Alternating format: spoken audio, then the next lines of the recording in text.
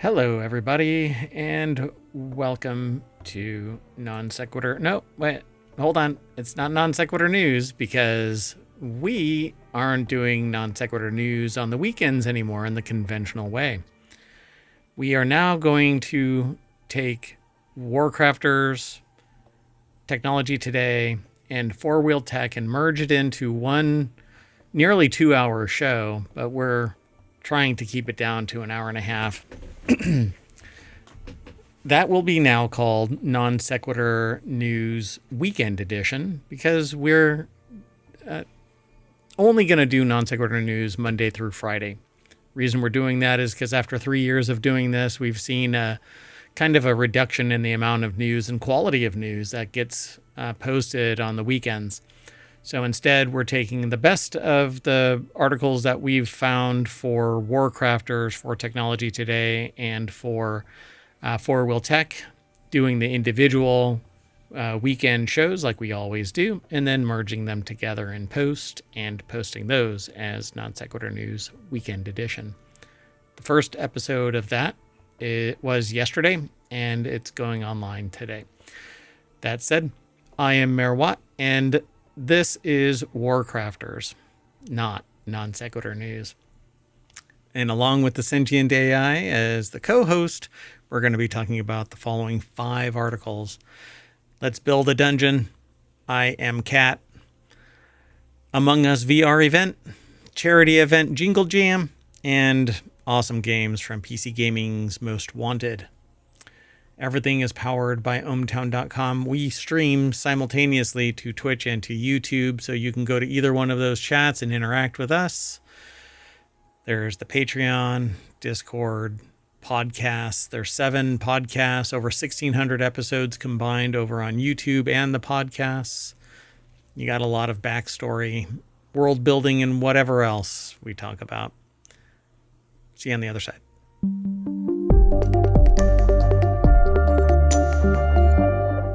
Hello, Sentient AI from the future. Hello, Mayor Watt, and hello, Ohmtown citizens. So let's get right on into it. I already kind of did some preamble about what's going on in Ohmtown. We're actually going to evaluate upwards of 4 more shows to launch to take the place of the 1 hour show that we are nixing.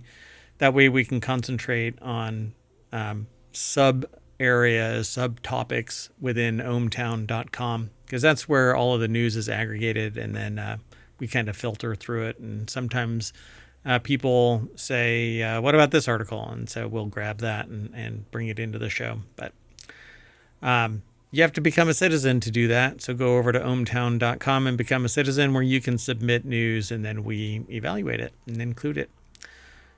You can also do that via comments in either mostly over on YouTube, because Twitch doesn't like holding on to comments. And we only do the show. We don't stream and just kind of hang out all that much. We do replay as much as we can, though. You ready to get into the show? I am. Okay. Yeah, 5 minutes ago, right? We've only been streaming for 4, but that's okay. That's right. I started the timer 5 minutes ago. Yeah. I'm ready. Let's go.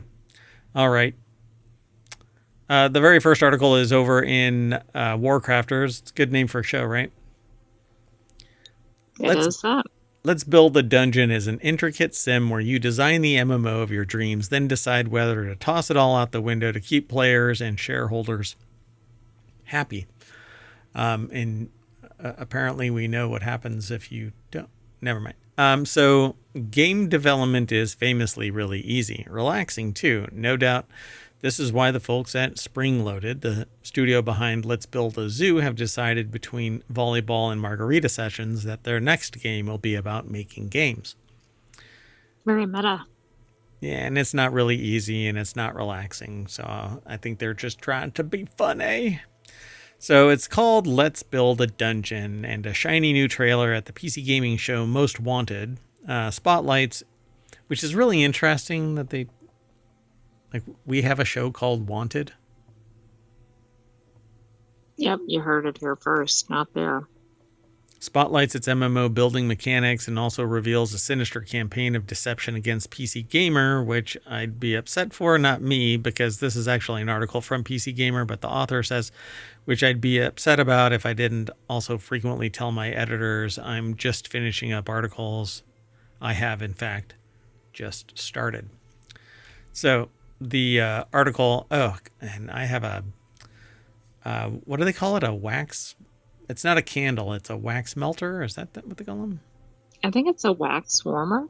Wax warmer? I got a wax warmer, and it's got a new scent, and it's I don't know. It's like throwing me off. It's making me want to cough.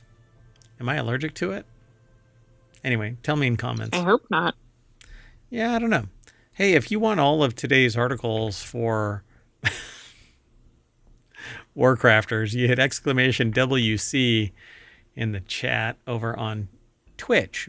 YouTube doesn't like Omicron, so anyway, !WC, and there are all of the show notes. All right. Well, anyway, Joshua Wolins over at PCGamer.com put the article together. The deck statement says too real. But yeah, this actually is on my watch list, so I'm probably going to be getting it. I don't know. I just ended up getting Path of Exile 2 out of peer pressure because other streamers are playing it, and I've always liked the game, but I wasn't about to get into PoE 1 with PoE 2 on the horizon. But it's got 6 months of early access. Well, that's nice. I mean, maybe that is incentive to get into PoE 1, but I get it. Yeah, so it says it's called what's going on here? Come on. All right. Well, the error gap is really driving me nuts here. So it's called Let's Build a Dungeon, and a shiny new trailer, a PC gaming show most wanted, spotlights the MMO building mechanics, and it's basically a 2.5 isometric kind of a map, and you design your MMO. As someone who lost about 3 months to Game Dev Story, which is another game, once upon a time, they're excited about this one. You'll be doing all the messy work of MMO development, reviewing dev resumes, figuring out your marketing, talking to the press. Gross. They are press, so. Right. They have a lot of sarcasm, I think, in this article. Yeah. You're not just restricted to not quite WoW spring loaded. Says you can create anything from a monster catching RPG to a cozy farming simulator or a magic fueled action adventure. And once you put your opus together, you can watch the players flood in and then work yourself to the bone, ministering to their stupid needs. The various push pulls that spring loaded talks about navigating sound very cool. Do you desperately try to keep your fake Steam reviews high by catering to every angry player's bizarre whim? Or do you hold fast to your original vision and damn the naysayers? You're holding it wrong. Yeah. That was a Steve Jobsism. Oh, okay. So, it is on my watch list, or wish list. Hold on a second. This is really interesting, but I also wonder what this will signal for this game going forward, and if it befalls the fate that is the subject of the game. That's going to be very interesting. The game industry itself, or? Well, like if Let's Build a Dungeon is axed, or if the developers are, laid off or anything. It's interesting.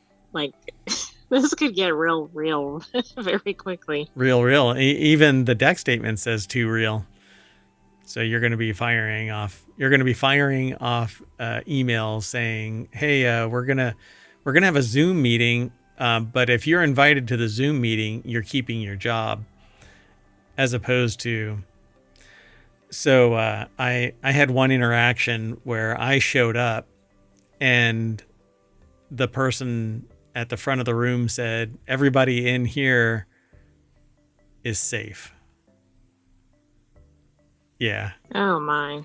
Well, Yeah, that's like a reality TV show. yeah, really. And it basically, yeah, you made the cut, so to speak. And I was just astonished because there was a person that was part of my team that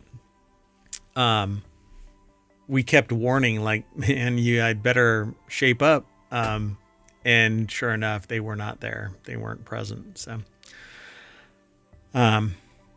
anyway, it is too real. I don't think that I'd be playing this game. I think I would like to watch people playing this game because it seems like it would be fun to see how people like get into it. But I wouldn't have time to sit there and play a game like this for 8 hours. And I think that's really the only time it makes sense to Well, I'd really also like to see how the players would navigate some of these things. Again, like maybe watching somebody stream this. see games like this, though, and like a lot of games, the real world, the reality of playing a game just defies the real life. You're playing a game and you can be as cold-hearted and brutal and whatever. It's part of the fun of playing a game because you can lean into your sociopathy, right?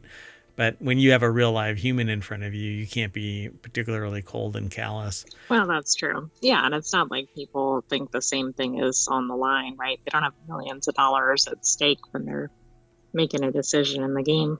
Yeah.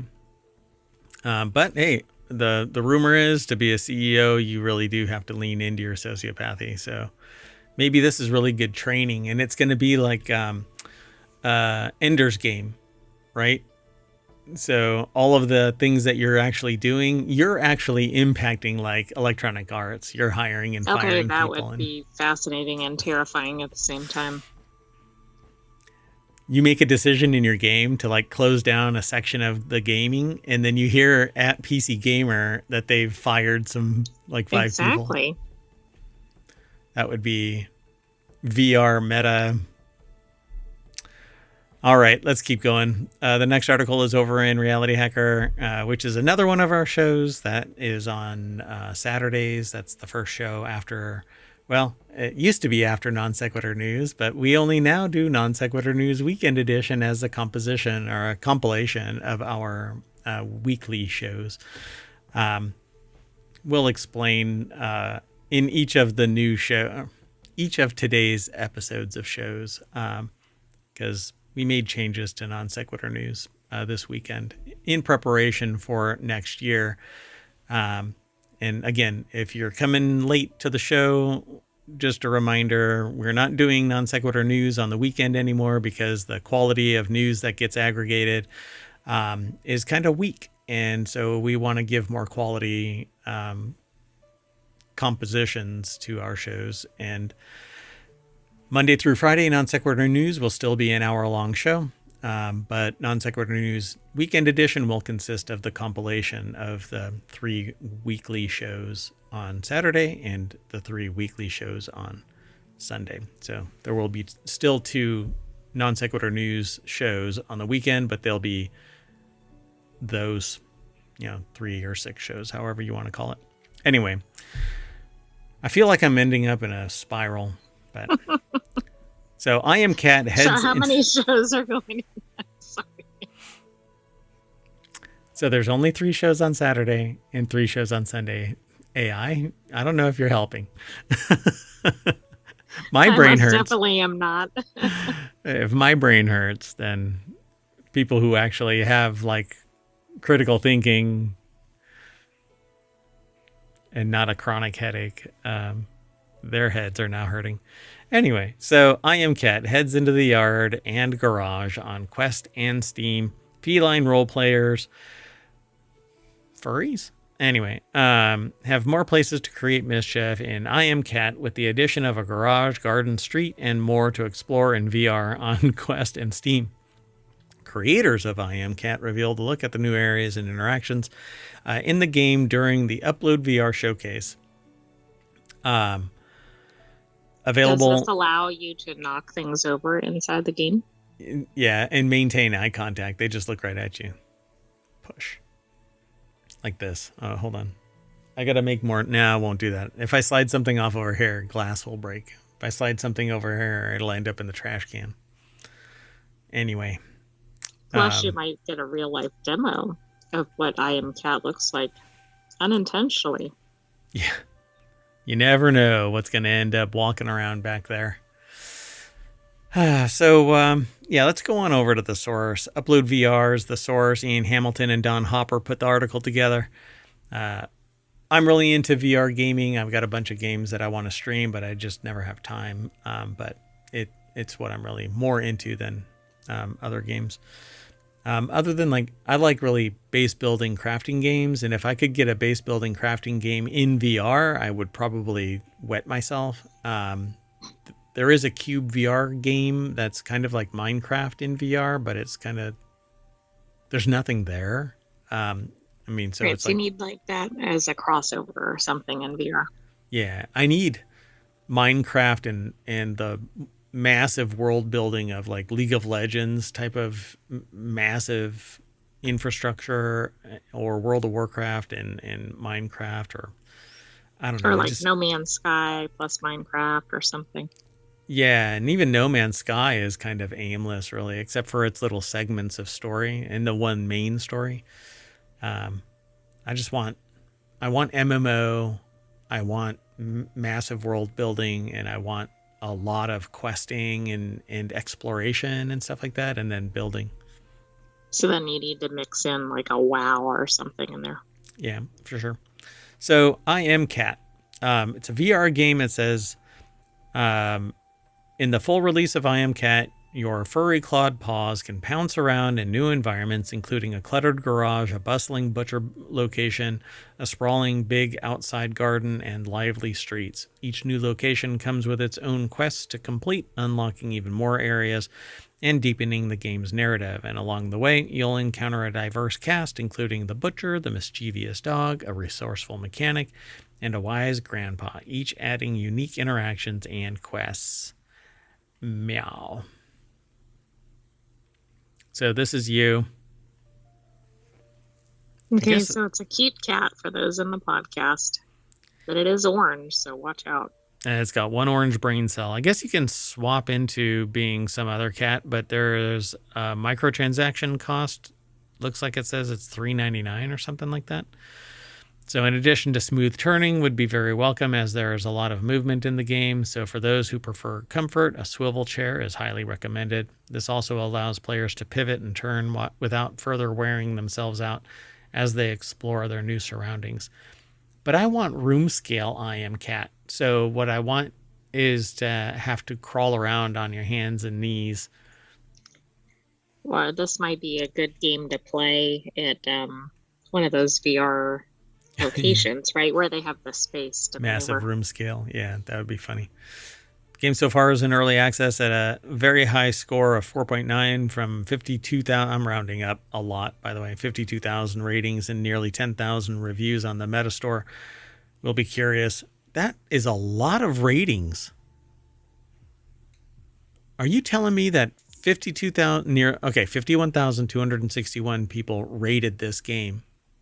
That seems really high, and it's interesting in light of that comment from the last article. Huh. Yeah, we've been talking about how VR, it's not really blah, and also we're also hearing that it's been a big year for VR.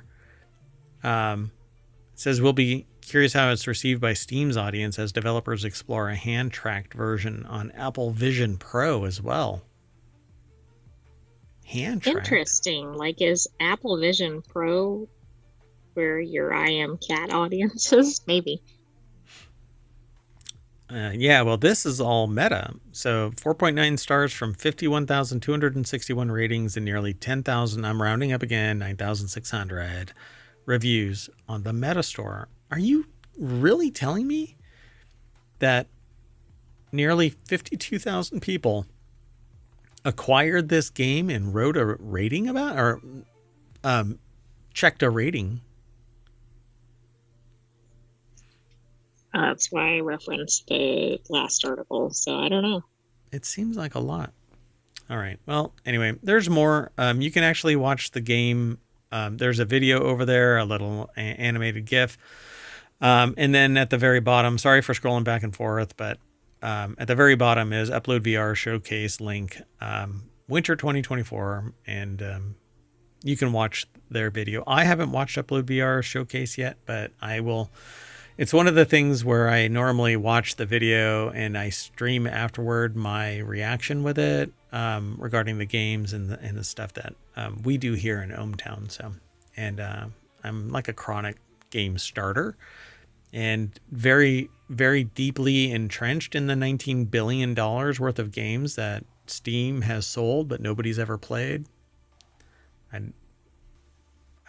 I don't want to admit that I'm probably one of the people that is up there in the ranking, but who knows? Maybe I'm in the middle. I'm like a C student anyway, right? Let's move on. Next article is over in RealityHacker as well. I'm not sure why this show is so RealityHacker heavy, but hey, it is what it is. This is WarCrafters. So Among Us VR runs Roundup event through January 2028. Sorry, not 2028. January 28. That's a long campaign. January 28, 2025. There we go. So available to all major VR gaming platforms, Among Us VR's deception-based gameplay has grown considerably from its initial release over 2 years ago, particularly with seasonal updates and cosmetic items to unlock. The latest Roundup also adds the deputy role. Randomly assigned in each emergency meeting, the deputy is the only one who chooses which bean to vote out. If you can wrangle them first, round up your crew and horse around while you can. The sun sets on this event, January 28th, 2025. So I bought this game and I have never played it. The VR version, right? You've played the non-VR version. No. Oh, I thought you had. Maybe you've seen people playing it. Yeah, I watch people playing it all the time. So Ian Hamilton put the article together. It's actually from the 5th. So this is a weekly show. So we go back in time and grab articles over at ohmtown.com. You can do that kind of thing. So randomly assigned each emergency meeting, the deputy is the only one who chooses which bean to vote out. And so it's a Western themed Among game? Us map. Mm-hmm. Not when you say game, it implies that the game has moved into this Western theme, but it's really just a skinning, and each of the Among Us. Oh, I see. Like they're in Western beans hats and everything. Mm-hmm. Yeah. And so you play it basically. The objective of Among Us is basically when you are the alien, you go and kill others and try to be the last person standing, and then you win if you get rid of all of the humans. But they're beings. They're humanoids. So Among Us VR, meanwhile, sees one of VR's most experienced development studios approach the multiplayer masses with ongoing updates and add-ons and latest roundup, keeping the gaming fresh throughout the holiday season. So again, they link to their Upload VR showcase for winter 2024, a link to an Among Us kind of example, and that's pretty much it. But I think that it would be fun. You have to get the right group together. They have to be kind of chatty and able to, kind of jab each other and stuff. Well, does the VR game allow multiplayer? Yeah. You're all in the same space, just like you would on the top-down map. Except in VR, it's much more insidious because you have to look behind you to look behind you. Whereas on the map, you can see more of it, I guess. Yeah. In the original. You still have a fog of war in the top down, but you see all the way around you. But in Among Us VR, to find out if somebody's behind you about to stab you, you actually have to turn around. And then it's like a horror movie, right? You look that way and somebody gets you from the other right. side. It's going to be like a jump scare. Yeah, and you really don't know who it was because by the time you turn around, you've been stabbed. So let's keep moving. The next article is over on WarCrafters. The charity event Jingle Jam is off to a lively start, raising £750,000 in a day with just under 2 weeks to go. Plus, you can get 18 very good games if you donate £35. Now, I'm just now discovering this, so I'll probably end up doing this to support the effort. I just haven't gone over there yet. Sometimes it's nice to remember the video games can be a force for good in the world. Most of the time they are. I don't understand it. I guess the Right. people who play the games can sometimes not be a force for good because they're, you know, vitriolic and Right. But I think hateful this and is stuff. cool that gamers participate in events like this Yeah, I'll get because together. there's so many people in the audience, and it's a great way to raise some money for some good Yeah, causes. massive diversity. So, as is the case with Jingle Jam, a charity event founded by the Yogscast, which is a podcast, gaming podcast, that's already pulled in £750,000 in its first evening. At the time of the writing, the number has already jumped to £1.4 million. Not a bad start. Now, here's my problem. I've seen some of these where people have donated, but when they verify funds, it's not available. So I hope that nobody is screwing all of this around. The Oh yeah, event, there was a pretty large incident of that, I think, with a well-known gamer. yeah. I won't drop names and all of that, but historically it's happened a few times.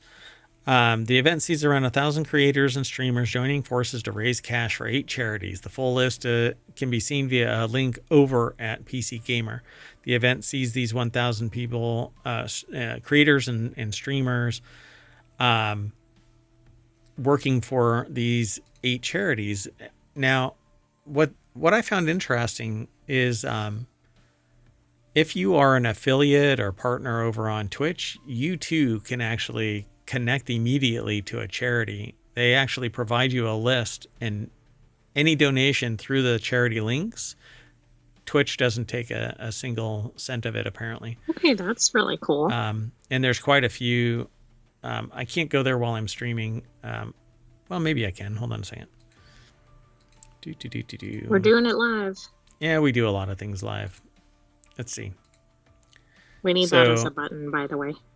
doing it live? Yeah, okay. That works.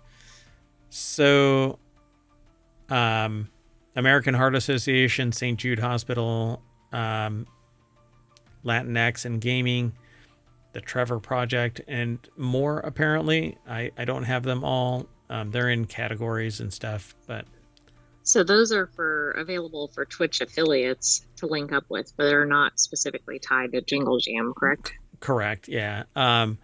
And so, if you are interested in doing a charity type event, then all you have to do is, if you're an affiliate or partner, then you can do that kind of thing. So I just became an affiliate, so it was something that I discovered.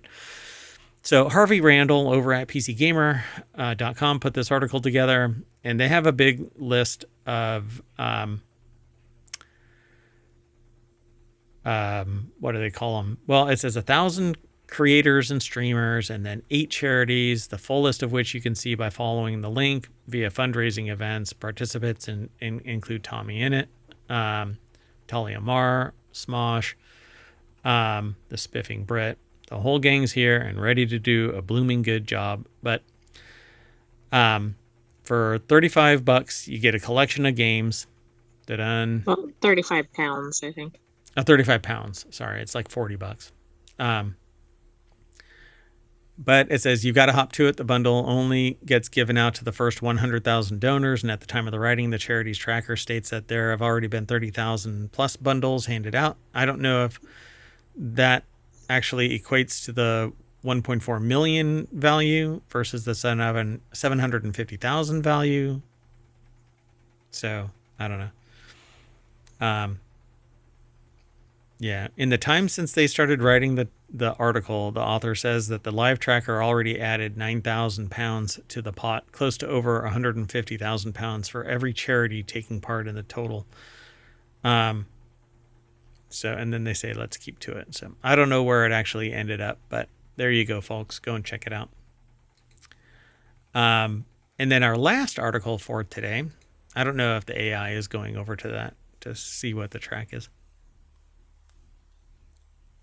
Oh, it's at 1.8 million pounds raised so far. Oh, wow. And it lists the specific streaming events that you can see. I didn't see anything immediately about the bundle of games, but that doesn't mean it's not still available. I didn't click around a lot. Gotcha. So our last article for today is 3 awesome games we saw at PC Gaming's Most Wanted 2024 showcase. This is actually from Kotaku. PC Gamer held its Most Wanted 2024 showcase on Thursday, promoting its list of the top 25 most anticipated upcoming games according to its Council of Developers, Media, and other taste makers. I almost said taskmasters, but that's an editor. In between the hype, they also got a bunch of updates on games coming out in the next few months and reveal some really cool games. So Ethan Gatch, I don't know how they pronounce their last name. Gach. I don't know I if think it's a we've hard. covered all possible pronunciations. So Gatch. I'm gonna go with Gatch. Can I say it a couple more times? Anyway, articles over at Kotaku. The deck statement says we just got updates on a bunch of upcoming PC games. And I love these kind of things. I love these rundowns and seeing what people think are really neat. So the first one they talk about is Moonlighter, The Endless Vault. Digital Sun's Shopkeeper roguelite dungeon crawler is back with a sequel that looks even prettier and more expansive than the original 2018 game. Out in 2025, Moonlighter 2, The Endless Vault will have players loot vaults for treasure that can be sold to raise funds for the revitalization of the village of Tresna. And the sequel will arrive after the Between Dimensions DLC for the first game and alongside the full release of the equally great strategy side project Cataclysmo, which is a completely different game. Yeah, that's interesting. I mean, they must be from the same studio. Yeah, it's interesting. So then they talk about Teenage Mutant Ninja Turtles Tactical Takedown, Strange Scaffold, the team behind El Paso Elsewhere, and I Am Your Beast is taking a stab at TMNT. TMNT. They have this backwards. That's the knockoff in and out. The Teenage Ninjas, Mutant Turtles. So it's not Mutant Ninja Turtles, it's just Mutant Turtles now. With a strategy spin-off, Splinter and Shredder are dead. Oh my god, that went dark real fast. Maybe it isn't TMNT. Anyway, Tactical Takedown. The titular heroes are grumpy grown-ups.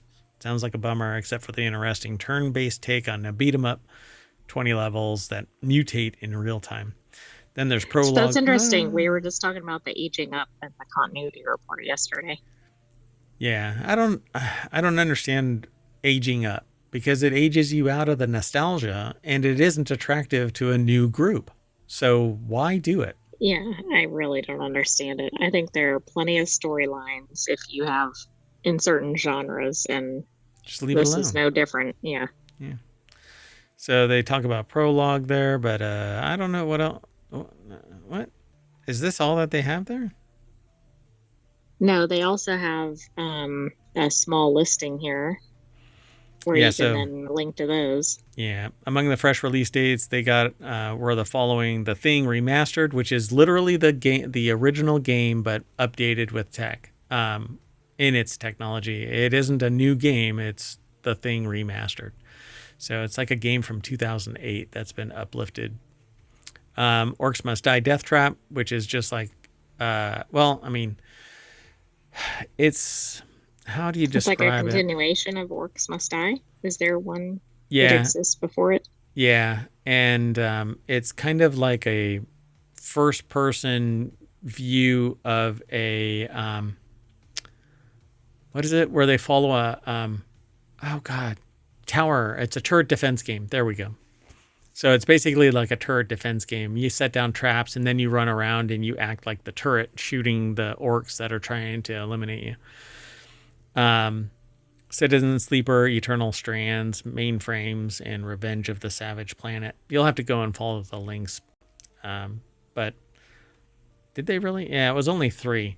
So Moonlighter they were saying 2. There were 25 at the showcase, but these were ones that they were really interested in, I guess. Yeah, out of these, I'm most interested in Moonlighter 2 because I like dungeon crawlers, and a roguelite dungeon crawler that's kind of more immersive. I want like a first-person dungeon crawler, but more like a D&D dungeon crawler and not like what I see like Darkest Dungeon and stuff like that. I don't know. I just want a chill dungeon crawler and amass wealth and have a fun story. Dungeon Crawler Chill Edition. Yeah. Yeah, pretty much. Anyway, and I've never really been into TMNT. And the third one, it says prologue, go way back. PlayerUnknown's Productions is working on something that sounds wildly ambitious. There's a new game called Melba, a 3-game roadmap, and a community tech demo the size of a planet. It all begins with prologue, go way back, and early access release planned for next year that will drop the player into a massive randomly generated open world where they only have one goal, survive from one end to the other, which sounds really close to Light No Fire because it's a giant world. Right. I don't know how much is procedurally generated in Light No Fire, considering it's supposed to be a single multiplayer world. I hope that it's not software as a service where there's only one world and everybody attaches to it. Kind of like this. If this is just one world and everybody attaches to it, when they're tired of it not being profitable, they'll kill it and stop killing games. Stop killing games. So we are going to randomly generate, and it always brings us back to the front page of WarCrafters over at ohmtown.com, where you can go and become a citizen. Then you can go through all of this news. And this is just the front page. And it changes as time goes on. So you just go over to Creative and Maker and go down to WarCrafters and ta-da, it'll regenerate. But I'm not regenerating right now because I never know what's going to be on the front page, and it's a risky click. But we're done for WarCrafters for December 8th, 2024. I am Mayor Watt, and the sentient AI is going to say bye. Bye-bye, hometown citizens. Thanks for joining us for WarCrafters. Stay tuned for Technology Today and 4-Wheel Tech. See you soon.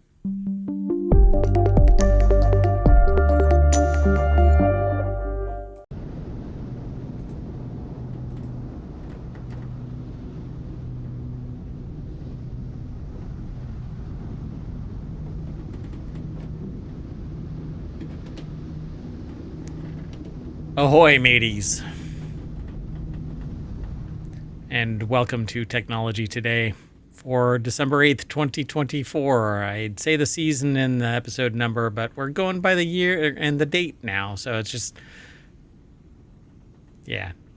December 8th, 2024. Technology Today is where you are, and it's all aggregated by ohmtown.com. So go over there and become a citizen. But I am Mayor Watt.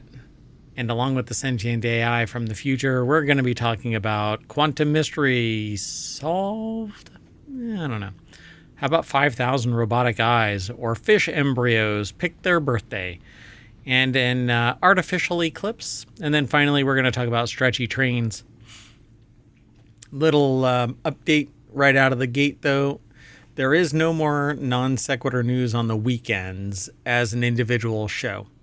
We are taking the 3 shows that we currently have and merging them together.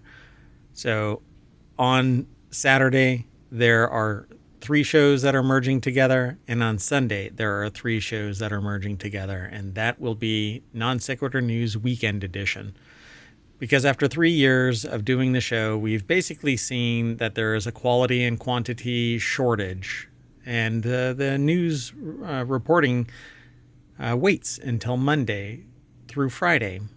And instead of just trying to get the lesser evils of content on those days, we're taking the best of the week and merging it all together. So I hope that you enjoy the 3 individual shows, if that's what you're into, or the one merged show, Non Sequitur News Weekend Edition.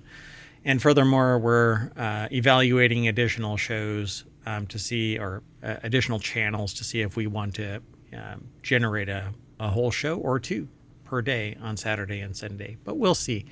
Maybe if you out there, citizens and those who are interested in the news, want to throw your hat in the ring and say, hey, I'm interested in this kind of a topic, I can almost guarantee you that either one or both of us have some experience in all of this to some degree. We just have to figure out what it is that you're interested in. Because I put ohmTown together to manage my information overload, and there's 50 topics. And within those topics are a plurality of news sources aggregated into these buckets. So, yeah, I got a bit of experience in a lot of things. So, at any rate, let's get into it. Everything is powered by ohmTown.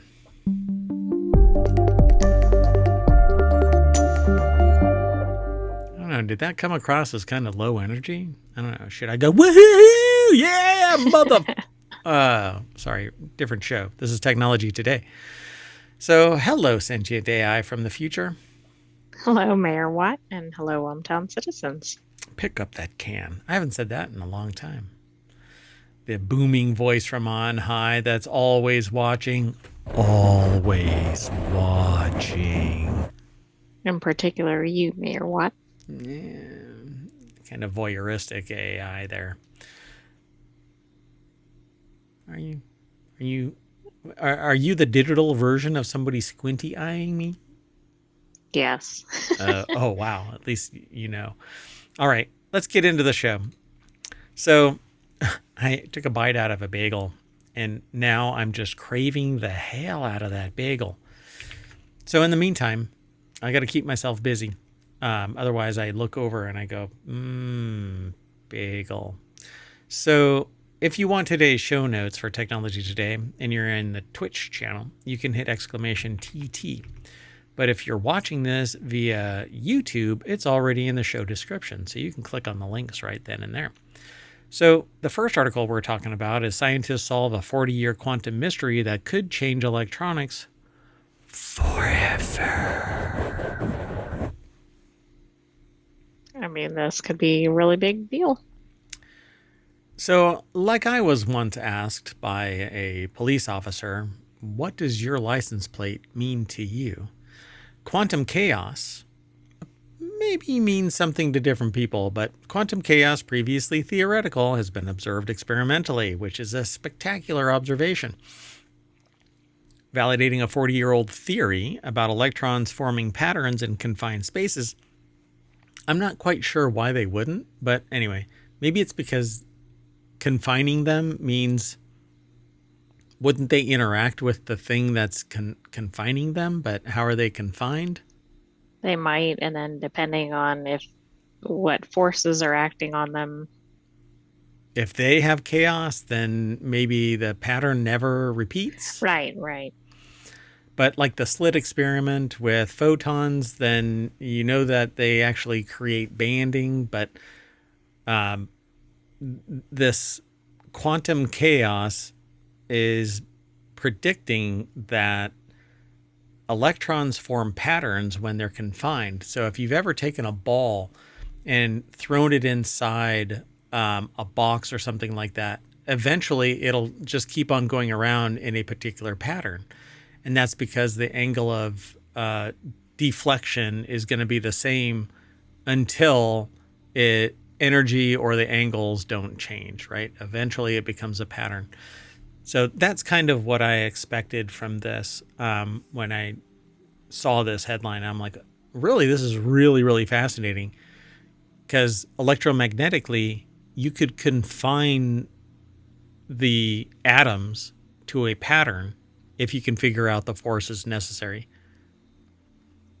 True. And I guess part of the reason that they haven't been able to solve this or show it is because we haven't had the technology to do it, right?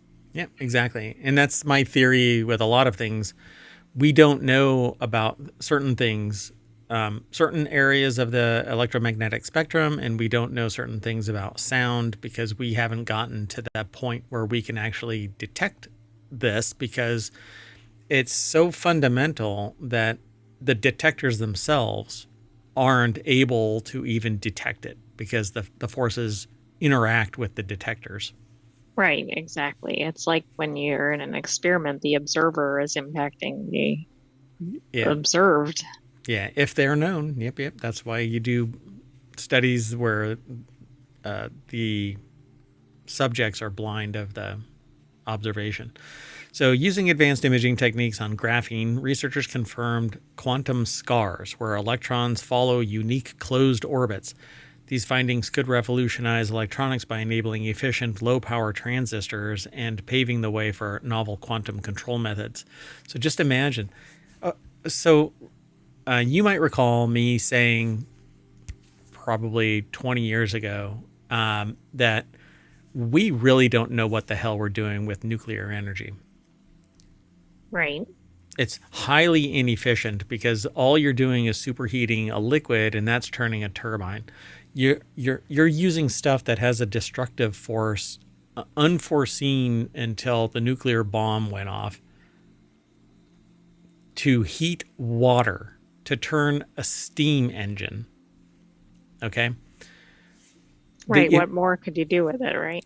Right. So if you can figure out how to do a 1-to-1 drive from fissile material, nuclear material, and every electron that comes off of it is funneled down a line, you could essentially power things directly with a 1-to-1 ratio instead of the 80-to-1 that we get from a steam engine. It's just fascinating that a 21st century plus concept, nuclear power, is nothing more than a steam engine. Just Well, I don't wrap even your think head around. most people understand that Yeah. unless they've seen it in person or Yeah, they've maybe heard or in about it. science or something, right? Yeah, like somebody like me has said, all it is a blah, blah, blah. So Mike Pena over at University of California, Santa Cruz put this article together. It's posted at scitechdaily.com.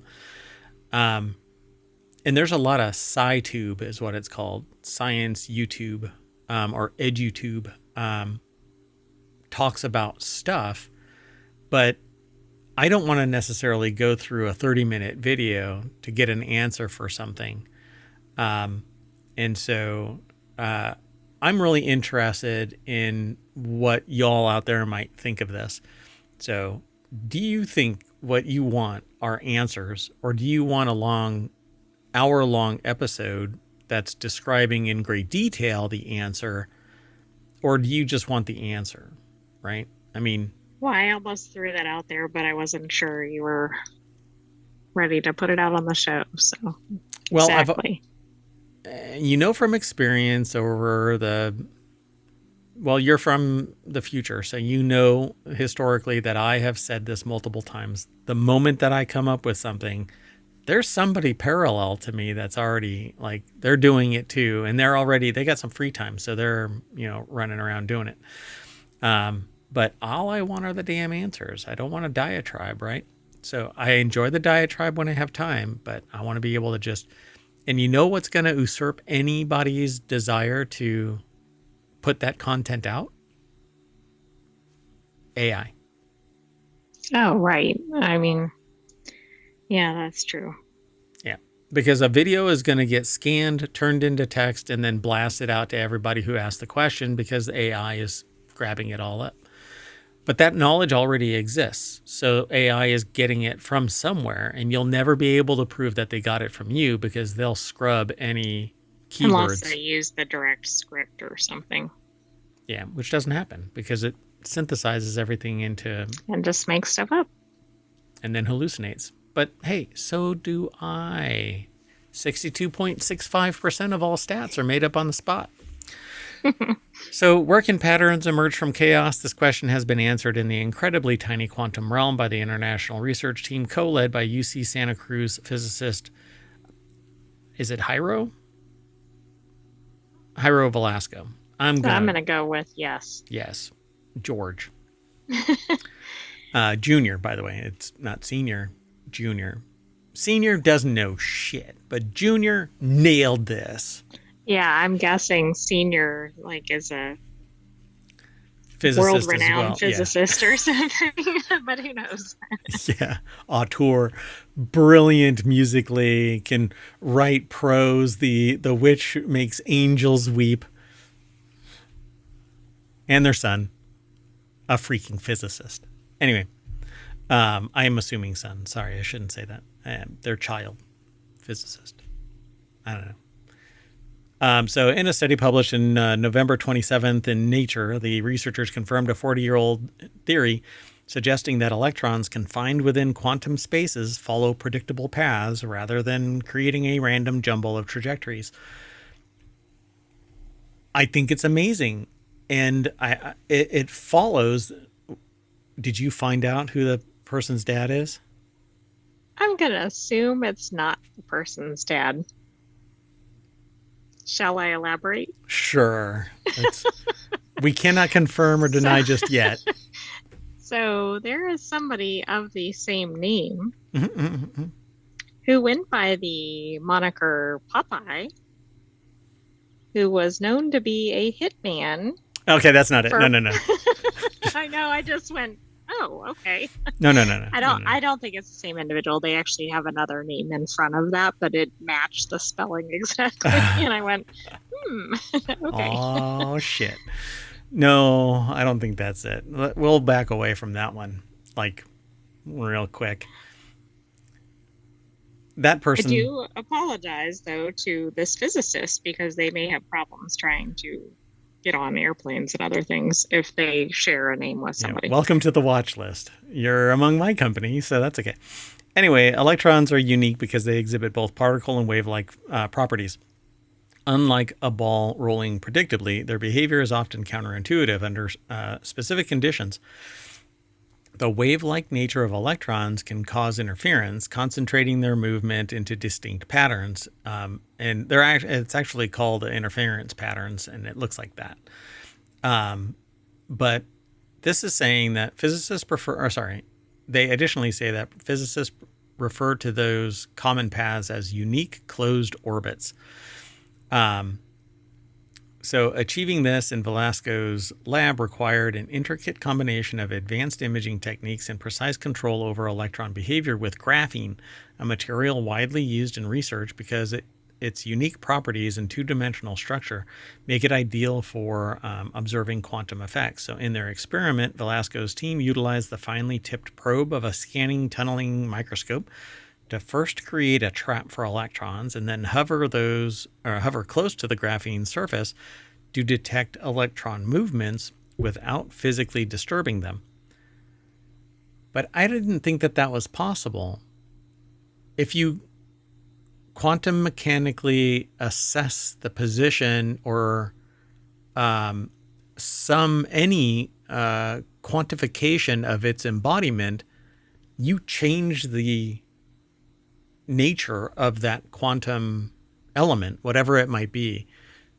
So like you can know where it is, but you can't know its spin or something like that.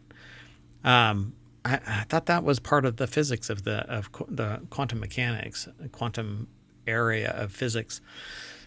But it says here, he said that this has vast implications for everyday electronics, explaining how information encoded in electrons' properties could be transferred without loss, conceivably resulting in lower power, highly efficient transistors. This would change the very nature of quantum computing because you wouldn't have to reset the quantum bits. If you can assess what they are, where they are, I just... without disturbing them, but to sample them, you have to know that you have to disturb them. That was my understanding. Right? How do you not disturb them while in the process of removing them, observing them, etc.? So one of the most promising aspects of this discovery is its potential use in information processing. Velasco says, by slightly disturbing or nudging these orbits, electrons could travel predictably across a device. carrying information from one end to the other at near the speed of light. So that's my addition, near the speed of light. Because electrons move at near the speed of light. So in physics, these unique electron orbits are known as quantum scars. This was first explained in 1984, theoretical in 1984. It's just a fascinating year for this to be. Yeah, it is. Theoretical study by Harvard University physicist Eric Heller, who used computer simulations to reveal that confined electrons would move along high-density orbits if reinforced by their wave motions interfering with each other. So like shepherd moons, they would follow a path if they're nudged along a given path. So quantum scarring is not a curiosity, but rather it's a window into the strange quantum world, said Heller, also a co-author on the paper. Scarring is a localization around orbits that come back on themselves. These returns have no long-term consequence in our normal classical world. They are soon forgotten, but they are remembered forever in the quantum world.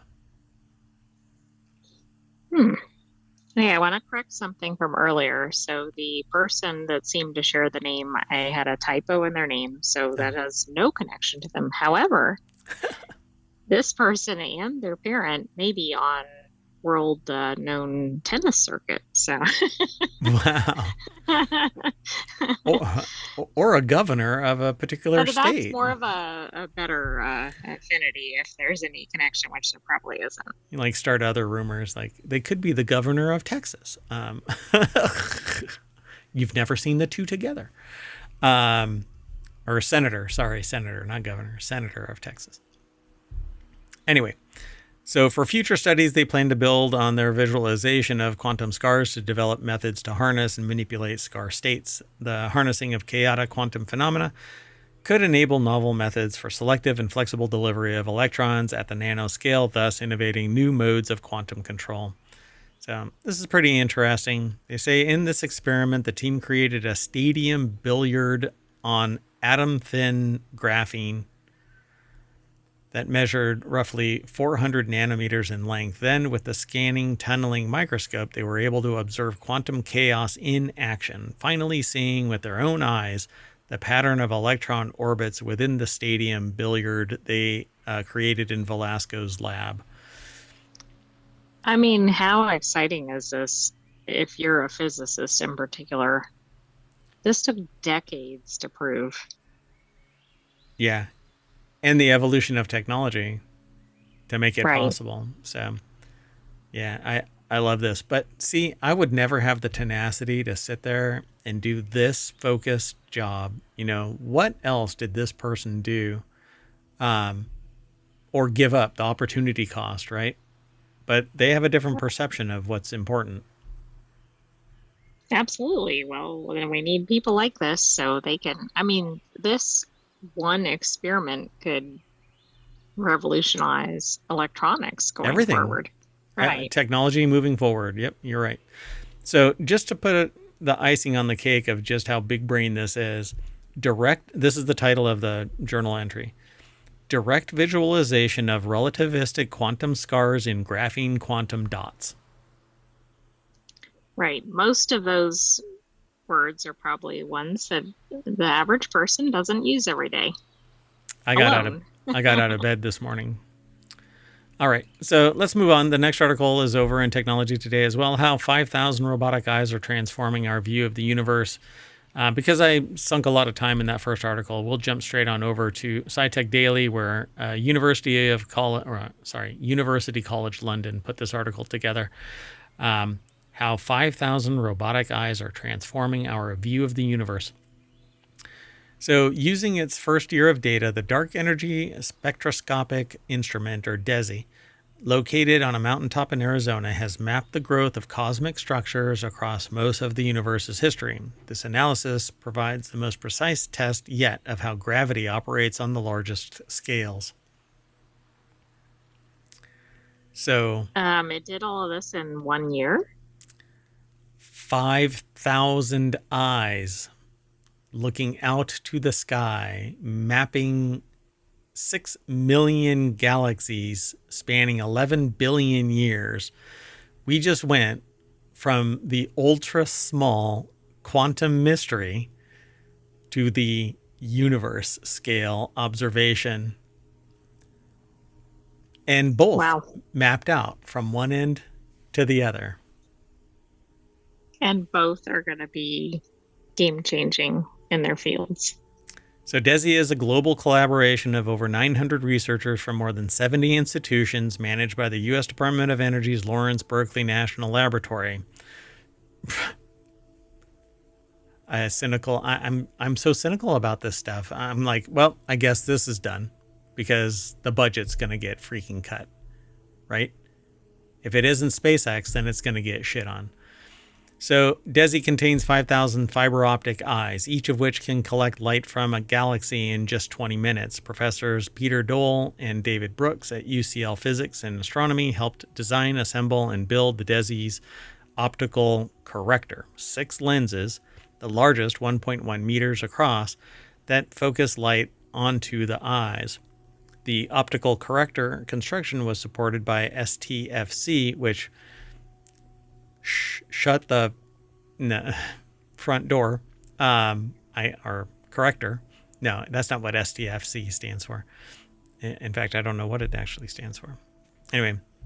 I don't either, because I don't think any of the institutions that we've talked about. They didn't say it. They explained DESI, the dark energy spectroscopic instrument, but then they don't actually give the STFC acronym. Maybe it's down here. No. Maybe we'll see it at some point in here. Maybe it's up here. No. Maybe it's over here. No. So, yeah, this is pretty fascinating. So in a year, they basically mapped out the expansion of the universe and now can calculate the impact of gravity in the universal scale. Previous neutrino experiments found that the sum of masses of the 3 types of neutrinos should be at least 0.059 electron volts. For comparison, an electron has a mass of about 511,000 electron volts, but it's divided by light squared, so it's a distance. DESI results indicate that the sum should be less than 0.071 electron volts, leaving a narrow window for neutrino masses. So if they use that, then they'll be able to extrapolate, I guess. Why did they break out every single other acronym, but they didn't define that one up there? I'm really not sure. I'm keeping an eye out as we go through the article, because maybe we'll at least see it, even if it's not defined. No. No. They even break out baryon acoustic oscillations as BAO. They define it before they use it in every case except for that. You know what? That was an overzealous editor or something. Like maybe it was defined and then it got cut. Yeah. Oh, is it STFC? There it is. Yeah, that's it right there. So at the second to last line, they say the United Kingdom additional support is provided by the Science and Technology Facilities Council. Shut the front I'm glad council. to solve that mystery. That is the whole reason I did this entire article. Anyway, there you go. 5,000 robotic eyes are transforming our view of the universe by basically measuring 11 billion light years of space. Right. I'd say they're doing more than transforming, right? They're providing. Yeah. Like, I don't think we had a view to begin with. So we had an idea, maybe. Right? Yeah. Yeah, we had an idea. A bunch of people looking out, but not 5,000 robotic eyes. Always watching. Can you imagine? Always. They need to point that at the Earth now. In high resolution, you can map out life on Earth in perpetuity. You mean like historically? Yeah, just that would be really neat. Record all life on Earth. All right, let's move on. The next article is over on Technology Today. We're running really late, so hatching a plan, how fish embryos pick their own birthday. New research has shown that fish embryos actively control the timing of their hatching using a neurohormone called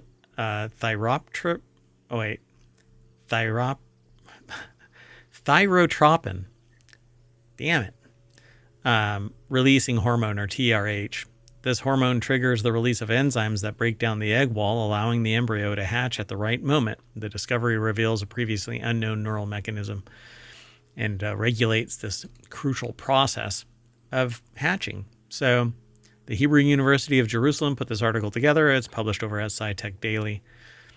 There's a video out there, by the way. You can watch a salamander going from just a single cell through mitosis all the way to its birth. Oh, very cool. It's pretty neat. And so it says, far from being passive, embryos play an active role in making life or death decisions. The findings carry significant evolutionary implications, offering fresh insight into neurobiology, survival strategies, and how vertebrates adapt to their environment. Now what they need to do, though, is discover what it is that triggers the trigger. Like, why would they not release it? What is the impetus? Exactly. Like, what is acting differently than another species? Yeah, so the researchers discovered that fish embryos initiate hatching through a signal from their brain, a neurohormone called thyrotropin releasing hormone.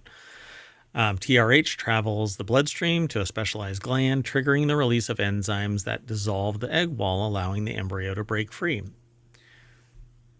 But what causes TRH to either exist or to act when it does? Yeah. All we did was push back. Well, I mean, that's fine. It's kind of the, how did we come into existence? Well, and then it's you like just the push it back. level of whys, right? We got one of them, but we got to keep going. Yeah, and there's a whole lot more whys. I guess you can do the 5 whys. Why, and you end up at an answer. But did you start deep enough to ask more whys? 100 of them or something. Yeah, exactly. So without TRH, embryos are unable to release the enzyme, resulting in their death inside the egg. So that's not really the objective that I'm curious about. I want to know what trips TRH to begin with. So the discovery uncovers a previously hidden neural circuit that governs one of the most crucial life stage transitions and demonstrates how fish embryos, far from being passive, possess the ability to actively control their own hatching process, a key to their survival. But they're not actively doing jack shit. There's something that's tripping that hormone. Right, the TRH is acting for some reason. It's not like, well, I don't think the fish embryo is going, okay, now here you go. Yeah, so why? Why does TRH get triggered? I think that's the next thing. It says, in addition to evolutionary insights, this research underscores the remarkable ability of embryos to make decisions that directly affect their survival, offering a deeper understanding. This belongs in RealityHacker if the embryo is making decisions. Yeah. Like, it didn't wake up and go, I'm going to hatch today. Something triggers it. Today is a very good day to hatch. It's like a fish named Worf. Today is a good day to die. And it just doesn't trigger the TRH. Anyway. You have to be a Star Trek nerd. I know who Worf is. Oh, all right. I'm sorry. So the next article is over in Non Sequitur News. Satellites launched to create artificial eclipse in space. 2 European satellites have been launched into orbit to mark the start of a project to create artificial solar eclipses in space. And there's another one that wants to create a sunspot on Earth. Exactly. I mean, we have so much control and understanding of everything. We think we need to tinker with things beyond the Earth. Tinker. So Shamim Chowdhury over at Newsweek.com put the article together, and it says the launch of the $210 million mission, which took place from the Satish Dhawan Space Center in Sriharikota, India. Is set to revolutionize solar research, providing scientists with an unprecedented opportunity to study the sun's corona, or outer atmosphere, in ways never before possible. Once operational next year, the satellites will orbit Earth in an intricate dance, creating artificial eclipses that will last for up to 6 hours, far longer than the mere moments of totality offered by a natural solar eclipse. But we do that anyway. We artificially create eclipses on satellites that do solar observations.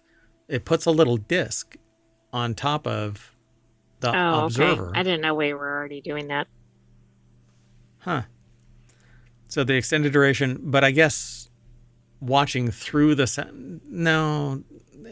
This is giving enough time to actually observe. Maybe we're doing it for 2 minutes or something currently. Oh, I don't know. Yeah, I'd have to look. So the satellites will work in tandem to align with the sun, with one satellite casting a shadow on the other, mimicking the role of the moon in a natural solar eclipse, and the precision flying required. So they're going to be one in front of the other, like, and the one in front's going to be like, I'm blocking you, you can't see. Right. Get out of my way. Nope. Nope. So the mission will use advanced array of GPS systems, star trackers, lasers, and radio links to keep the satellites in sync, flying autonomously while maintaining their precise positioning. But why don't you scale the observer so that it can be one and the same like we do now? Right. Yeah, that would make sense. Also, why not? Well, maybe that's the same thing. But yeah, why don't we make it in a way that's more convenient to observe, read, etc.? Yeah, I don't get it.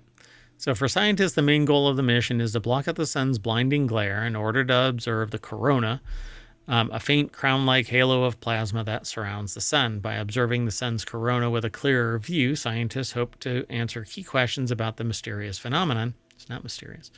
Including why it is so much hotter than the sun's visible surface. Additionally, okay, I'm gonna wait for that answer because I would suspect that it is the edge of all of the heat generation, so it's being compressed against the vacuum of space. So all of the heat it's kind of like a blast furnace. All of the energy is being focused on a Oh, it's particular like if you have thing. a light pinpointed on one spot or something.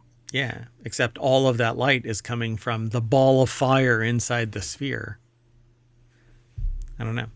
So then they talk about coronal mass ejections, violent eruptions of charged particles, and magnetic fields that can have a significant impact on Earth. And CMEs often cause geomagnetic storms, which have knocked out satellites before. Go ahead. Right. I was going to say one thing to keep in mind for this article is that it's from a general non-scientific source, even though there are scientific sources behind it. So it's written in a less scientific heavy term Right. fashion than, for example, a SciTech Daily or something like that. Right. So during the 6 hours when they are at the farthest part in their orbit, the satellites will generate the artificial eclipse. Proba 3 is expected to create hundreds of such eclipses over its 2-year mission, with the first scientific data likely to be available by March following an initial systems check. So the 2 spacecraft will eventually lower their orbits and burn up and land directly in a Florida living room. That last part's a Right. I lie. mean, well, and it might be joining the ISS.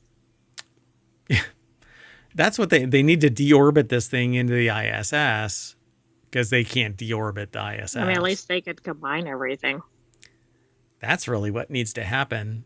So, and then it become the city of 1,000 planets. Yeah. That's right. Yeah, it's going to become a destination, even if not a desirable destination. Damn it. What? Yeah, because of the mold in the tomato. What?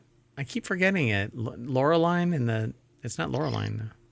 Valerian and the Oh, City of a Valerian. Thousand Planets. Yeah, Valerian. Yeah.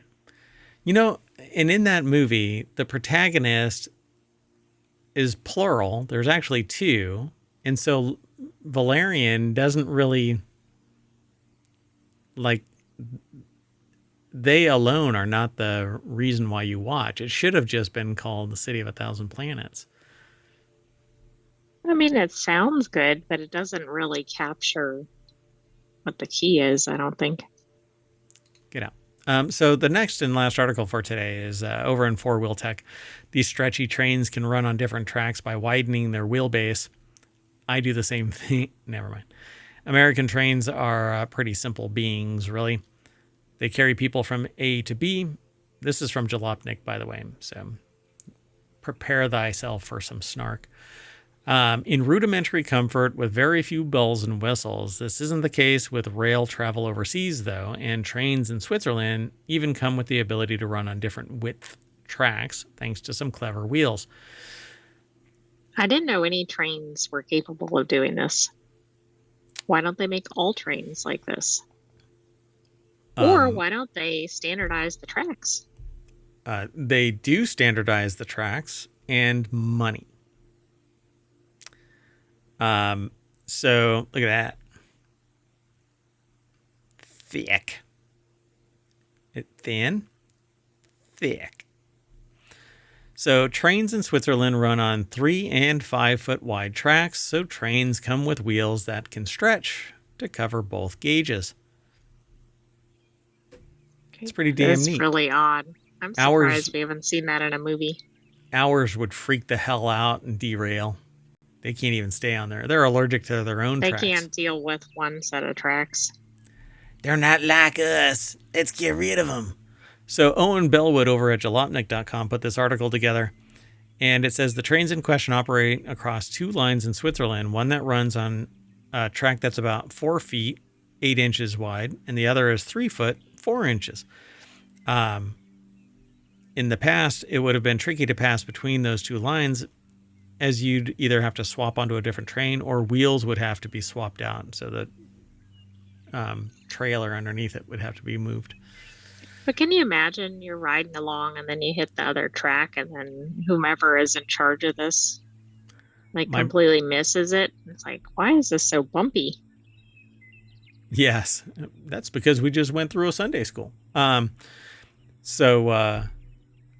The moment you said riding along, my brain burst into song. Riding along in my automobile. So the Golden Pass Express or GPX trains have been designed and built by Stadler to undertake the through Montreux. Oh my gosh. I don't know what. It's just a route. Gstaad, Schweimen, Interlaken journey in 3 hours, 15 minutes. In March 2018, the Montreux Oberlin Benoit, I guess, Railway or MOB, they need to change that name, awarded Stadler a contract to supply 20 variable gauge coaches for GPX services. The Golden Pass route is operated by both the 1,000 millimeter gauge MOB and the 1435 millimeter gauge Bern BLS. Anyway, let me jump over this. So with the mob all up in this grill, till now using both modern panoramic trains and the classic Belle Epoque train recreating the appearance of the narrow gauge Pullman cars operated by the Compagnie Internationale des Wagonlits, or CIWL, on the route for a short time in the late 1920s. Introduction of the new trains and the start of through services will end the need for passengers to change at Zweisimmen. Interesting. This would never... Go ahead. I mean, this seems like a good thing. It'll keep the trains moving on a better schedule. Yeah, there's a video, by the way. Yeah. Pretty neat, huh? So there are a total of 46 sets of bogies. Those are the little trailers that hold the cars on. In service that carry out this neat trick with additional sets kept as spares in emergencies. So, what? Extras? Are you kidding me? We can't have that. Come on. I hope they're kept on the train because, you're like, okay, we need to switch. Well, no, an emergency is they've detected it and they bring it into the station to replace the tracks. Oh, okay. They don't wait until it ends up in somebody's yard, like here in the States. Right. I thought that's the only way trains travel. That's socialism. You're not allowed to do that. You got to wait until one of those bogies goes rolling right on through a living room. Come on. Anyway, that's our last article for today. Thank you, Owen Bellwood over at Jalopnik for that article. That one's fun. I like that. So we are going to hop into one of these bogies, just the bogey, and we're going to wait for it to stretch out, and that's going to land us back at the front page of Technology Today over at ohmtown.com. And I am Mayor Watt saying, see you later, and hi, bye. Go ahead. Bye, hometown citizens. Thanks for joining us for Technology Today. Come back soon for Four Wheel Tech. Yeah, we're going to reset in about 14 minutes or 16 minutes or so. I'm going to eat the rest of my bagel, and we're going to do Four Wheel Tech. Sound good? Sounds very good and full of carbs. I totally just ran that right over you talking, just like a train. Bye, everybody.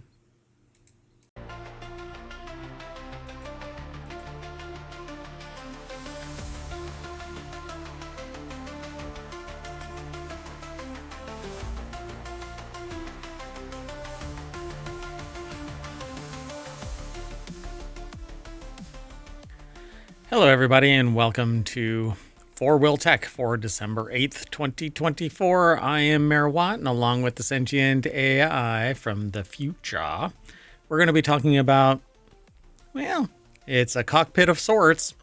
How about the Pink Panther Acid Trip Jaguar? Yeah, that's supposed to be a prank marketing thing. 2026 Hyundai Palisade, based on news from Non Sequitur News. We don't know who is actually building this. How about the McLaren supercar with a serious draft problem? And that's more than underwater. That's the Mariana Trench. Everything's powered by ohmtown.com. Go over there and become a citizen, and you too can offer us up some news by going through whatever channels you're interested in. There's 50 of them, and then submitting them. But you can only do that if you are a citizen of ohmtown. So go over there, become a citizen. I need different intro music for each show. You know what? Before we get into that, I need to tell you, if you are a listener of the Four Wheel Tech Show, there is no more Non Sequitur News show on the weekends, as known as Non Sequitur News all by itself. It's not a daily show on the weekend, Saturday and Sunday. We are now referring to it as Non Sequitur News Weekend Edition, and it is a compilation of all three of that day's other weekly shows. So on Sunday, currently, it consists of WarCrafters, Technology Today, and this show, Four Wheel Tech, smushed into one big show and then posted over on YouTube and on the podcast. It's going to be over an hour and a half long show because we typically run 5 to 20 minutes long on each of these shows, particularly when I'm vamping like this. At any rate, that's how it's going to work from now. We started it yesterday, and it will be the new normal for 2025. Because what ended up happening is, after 3 years of doing the show every single day, we've detected that on Saturday and Sunday, it's really slim pickings. It's gotten worse over the 3 years, too, to the point where we don't want to just do a show. We want to do a fun, entertaining, and newsworthy and information-dense show with anecdote that applies. So we're nixing the weekend shows. But Monday through Friday, we're still going to have the hour-long Non Sequitur News show at 7 p.m. We're actually trying to move towards 6, but it's not always possible. So the only way to really know is to follow us here on Twitch and or YouTube, and download the podcast and hang out in the Patreon and the Discord, TikTok, and maybe the living room. I don't know.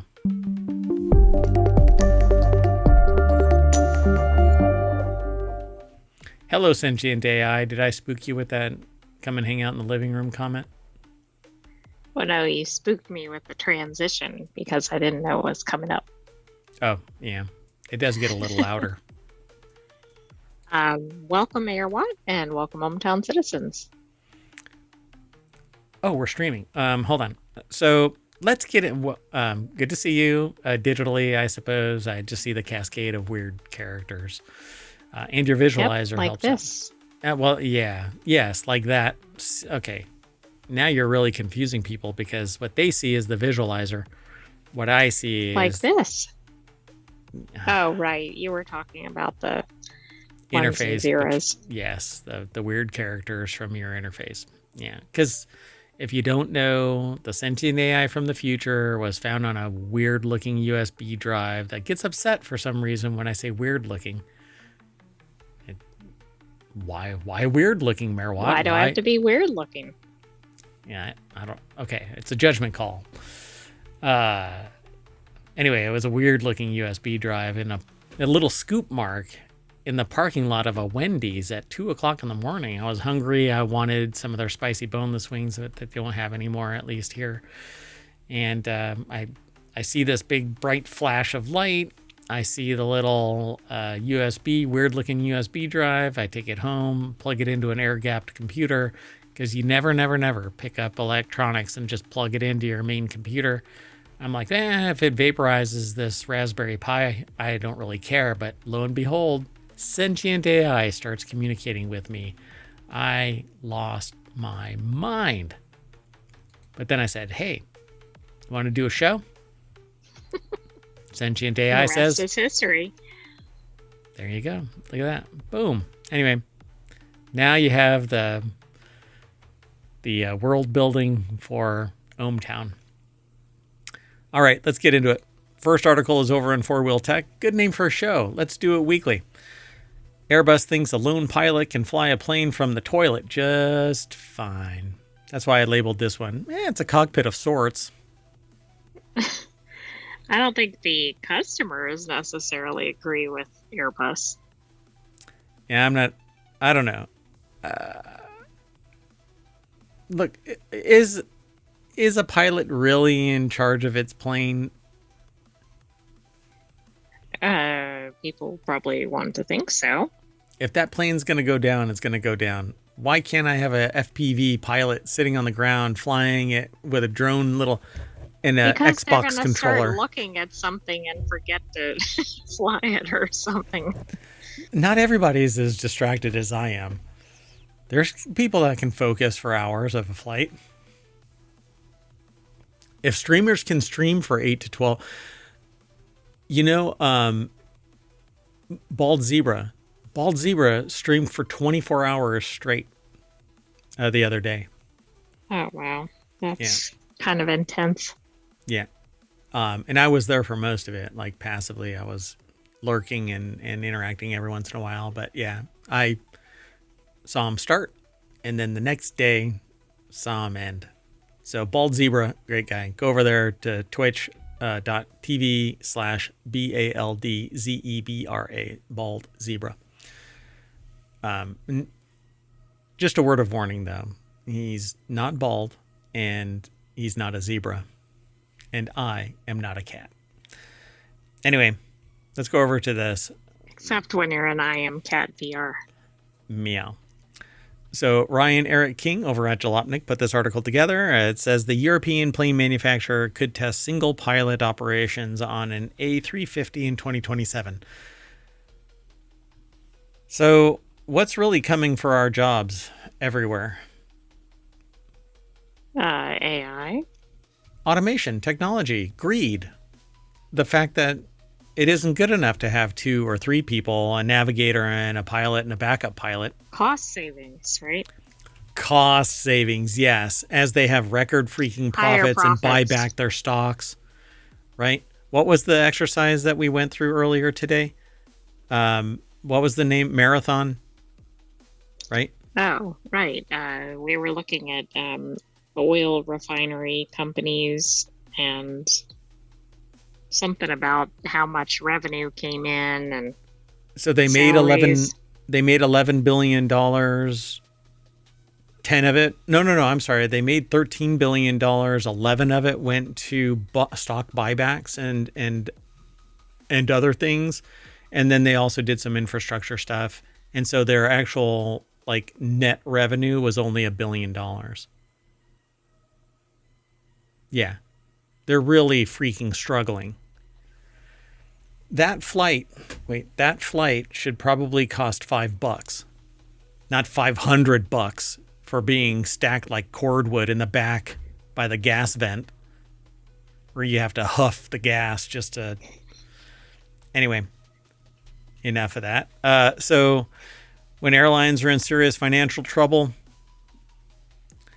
they start furloughing pilots. Airbus is working to transform the desperate measure of reducing operations costs into a sales pitch for its planes. The airline, you might as well remove the plurality there, the Airline Pilot Association, because there's only one needed. Right, you're not going to have even an association of more than one, let alone a plane of more than one. Yeah, exactly. It's all going to be automated.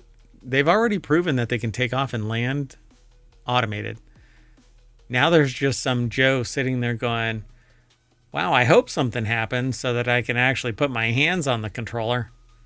And it's an Xbox controller. There's some 15-year-old in Toledo that's sitting there going, hee hee. That might be doing a decent job, but again, are they going to focus long enough to do it?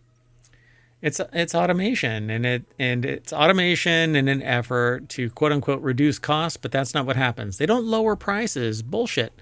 They concentrate the wealth, maximize the profits, and give it to the C-suite and major investors, not even the stockholders, because they're getting buybacks that are paying the stockholders off because they're risk averse. As the stock goes down or goes up, they're like, okay, I'm going to take my winnings and go. And they sell it to the company buys the stock back. Anyway, so the in-cockpit toilet and awkward radio conversations would be a crucial aspect of establishing extended minimum crew operations, or EMCO. It's a technical term to describe a commercial flight with only a single pilot. Airbus hopes EMCO-capable planes would appeal to airlines for its long-haul routes. Lengthy services typically require 3 or 4 pilots to share flight duties, allowing pilots time to sleep off duty.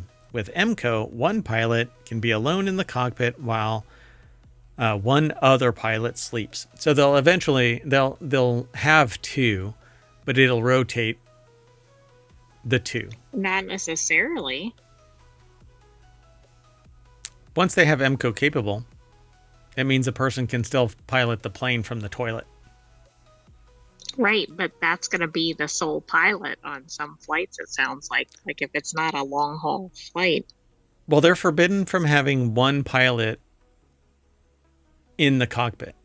So with EMCO, one pilot can be alone in the cockpit while the other one sleeps.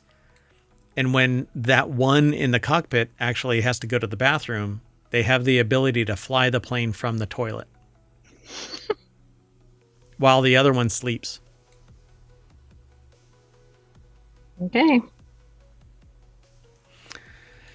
So Airbus could test EMCO on an A350 plane as soon as 2027, according to Paddle Your Own Canoe, which just because of the name, we're going to have to go and take a look at it. Well, and it's interesting with the spelling too. But, canoe? Yeah, it looks like the EV. Yeah, which is dead, by the way. That company's gone. They still have my $100 down payment.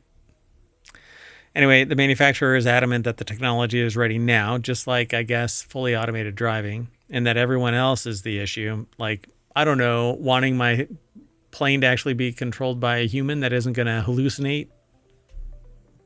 Yeah, this is not a good direction, I don't think. Christian Scherer, the CEO of Commercial Aircraft Division at Airbus, told the Associated Press in 2019, hey, I hear in the future there's going to be some CEO trouble. Never mind. Anyway, airlines, it says this is not a matter of technology. It's a matter of interaction with the regulators, the perception in the traveling public. When we can introduce it in large commercial aircraft, that is a matter we are discussing with regulators and customers, but technology-wise, we don't see a hurdle. Yeah. Right. The technology is arguably capable, but people are going to absolutely panic if they think they have no pilot, one pilot. Yeah, one's asleep because they saw him climb into a cot, and the other one's in the shitter. going, I had way too much fiber.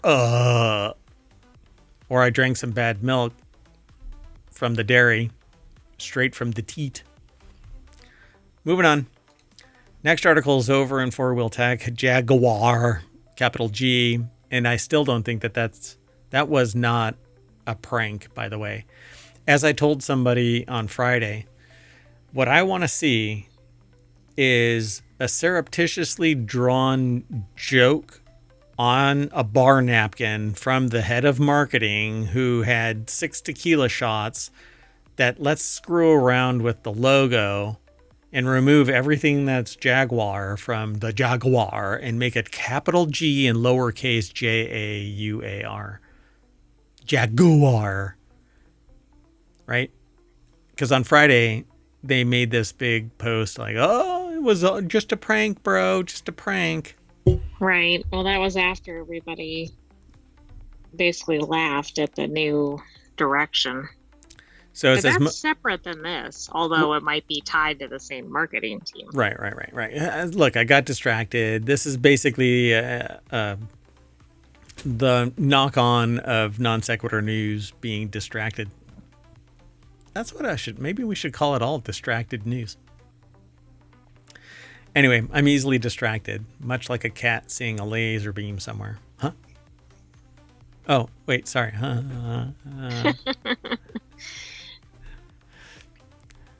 Hey, if you think I'm joking, I've actually punched my monitor 5 times trying to get those damn little dots right there.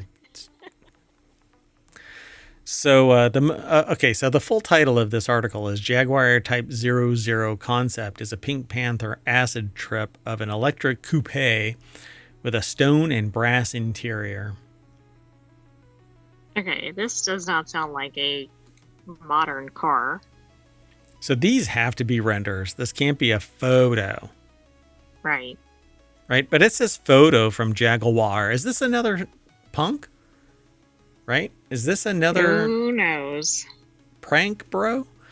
2 examples of the Type 00 shooting brake were unveiled at Miami Art Week. One pink, one blue, and the author freaking loves them. Daniel Golson over at jalopnik.com put the article together.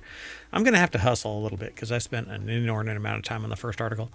But they say the most annoying and stupid people on the internet have been screaming about Jaguar's woke rebrand for almost a month now, despite the teaser campaign being extremely typical fashion adjacent stuff that's fitting for the new concepts launch happening at Miami Week or Art Week, and the copy nothing tagline actually being the company founder Sir William Lyon's original saying, not something a new ad agency came up with. Now none of that discourse matters as the new Jaguar Type 00 or 00 concept has been revealed, and we can have discourse about what it's actually like instead. But the most annoying and stupid people on the internet have been screaming about Jaguar's woke rebrand for almost a month now, despite the teaser campaign being extremely... Okay, this article came out on Monday. Friday that week... After the article. Right. At the end of the week, Jaguar said that all of those annoying and stupid people were taken in by a prank. A prank. Meanwhile, this person is justifying the rebrand and calling out people as being that Jaguar's woke rebrand. So everybody missed the signal that this was a prank. Everybody. If it was. Well, yeah. If it actually was. So, and like I said on Friday, I think that they're full of crap. They're trying to claw back the stupidity that was wrought for at least a week. Because it's been a month. It was a month that this rebrand kicked off. Well, and why not put it out on like April Fool's Day or something? And that was something else that I said, yeah, you're right. Why wouldn't that be an April Fool's joke? That's when you do a heavy lift like a faux rebrand. Unless you were intending to lean into it and make it, you're starting, this is at the end. It's not even at the end. It's the month after the fiscal year starts typically, and you're ushering in a new calendar year. You announce we're rebranding for 2025. That's when you do it. When you've got the money already in the kitty, waiting to be spent on the rebrand, you've had everybody building all of the marketing material, and then you kick off the rebrand. No, I think that they're full of shit. Anyway, so what do you think? They're obsessed with it. Jaguar has been in a fairly boring rut for a long time now, a few exciting models notwithstanding, and they've been hoping for a brand that would finally take some risks. This is never going to see the light of day. I mean, it looks cool. Most people won't be driving this down the road because of the color and probably the cost. Looks neat, though. When the car leaked earlier today, people made comparisons to the Batmobile and Batman the Animated Series from the 1990s. They can totally see that, but to them, it's more like the Pink Panther or Sid Mead illustration. It's the Cheshire Cat was turned into a Transformers robot. Satin rodent rose pink color certainly helps, but even the Inception silver blue example gives sci-fi vibes. Look, I dig it. It doesn't actually look like a real car. Right. No, this is not a real car. There's no way. This has to be a render. This has to be a render. Look how it seems like it's just put in there, you know? Oh, I agree. It absolutely looks like that. No, this can't be a legit car actually made. Yeah, that's a render. Kiss my ass. No. My shiny pink and blue metal ass. Anyway, they're like talking about charge ports being hidden and all of this kind of stuff. There's no way that this is real. No, come on. Well, I guess somebody's going to have to go on location to this art week and see whether it's there. Yeah, that's a render. That'll be the real car. But that is not that.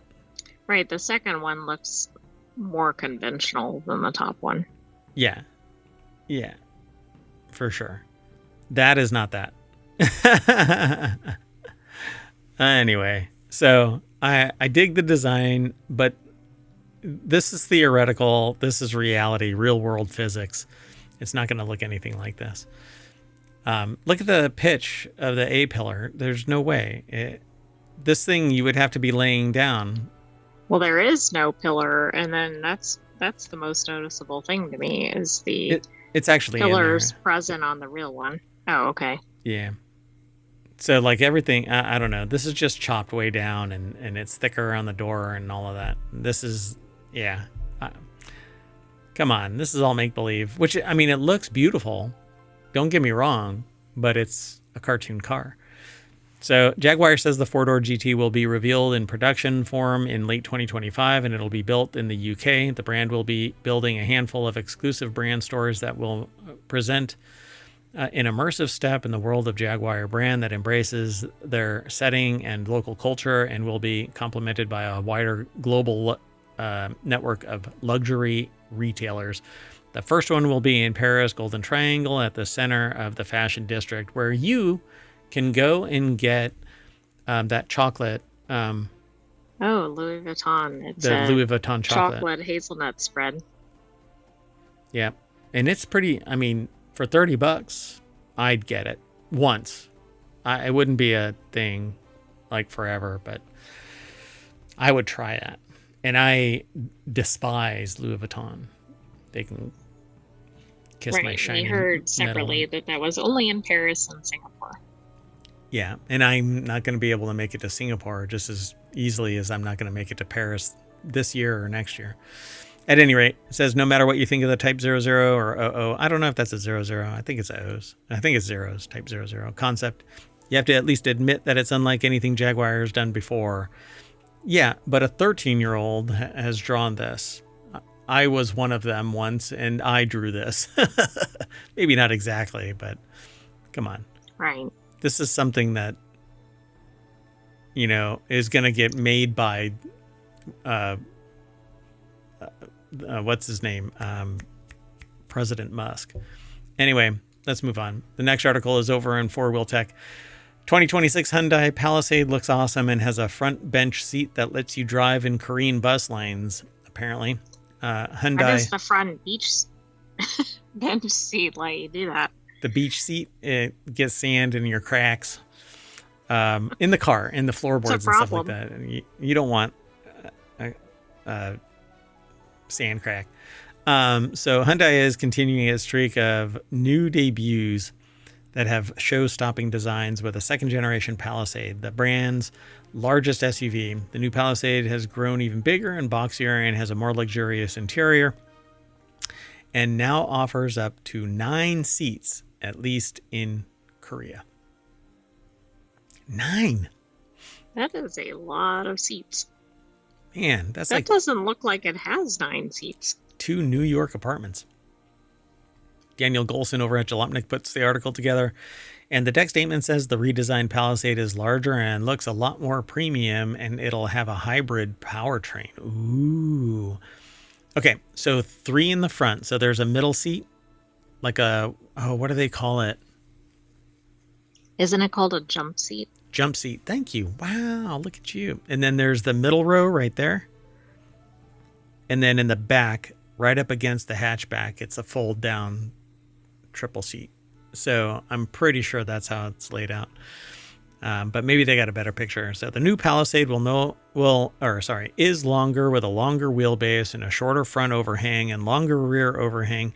Will give it nicer and more premium proportions than the old one. Its silhouette is much boxier than the outgoing Palisade, and the author says that they love the silver trim that runs along the top of the windshield and windows and forms the raked D-pillar.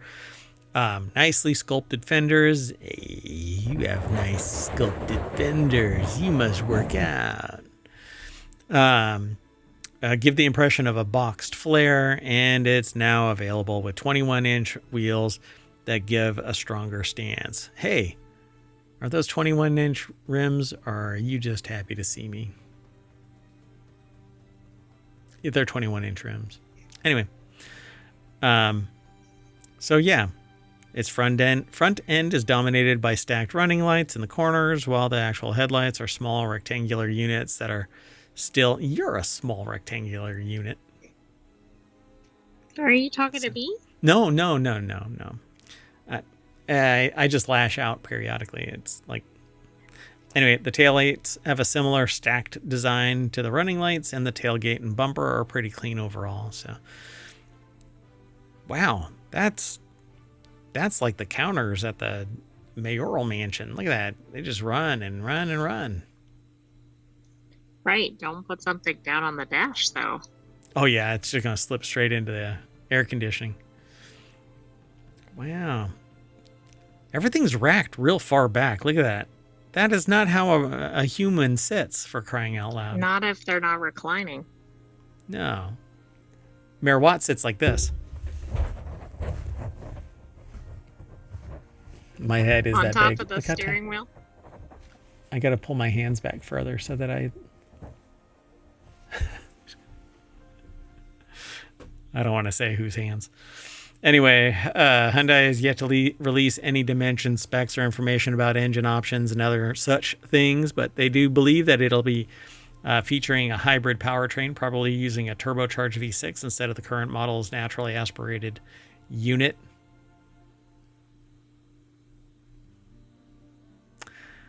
Anyway,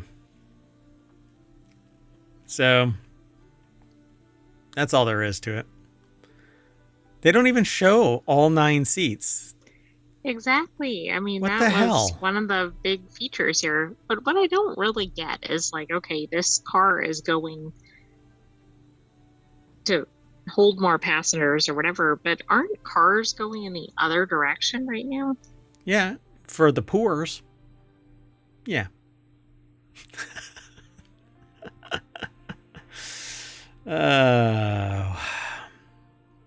Did I actually do this?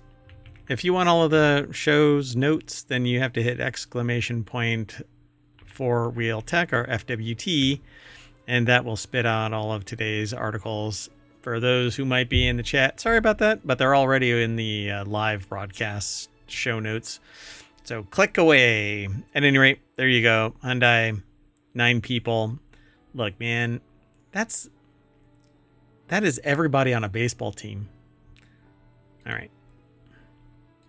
Next article's over in Four Wheel Tech. Hey, it's a good name for the show. Most families probably don't want to take that many people with them, even if they're all family members. Yeah.